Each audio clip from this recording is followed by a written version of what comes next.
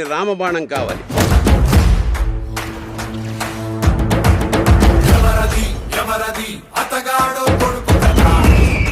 ఇప్పటిదాకా మేకల్ని తినే పులిని చూస్తుంటారు, ఇప్పుడు పులుల్ని వేటాడే బెబ్బుల్ని చూస్తారు.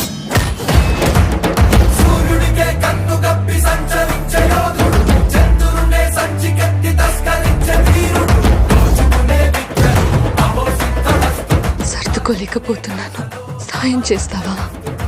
దశమి రోజు పంచమిని విడిపించాలన్నమాట. నేను రావాలని చాలా మంది ఆ దేవుడికి దండం పెట్టుకుంటా ఉంటారు, కానీ నేను రాకూడదని మీరు చూస్తున్నారు.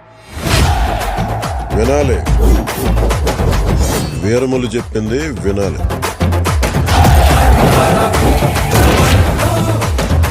నువ్వు మా వెర్రివిస్తున్న మావయ్యవు కదూ.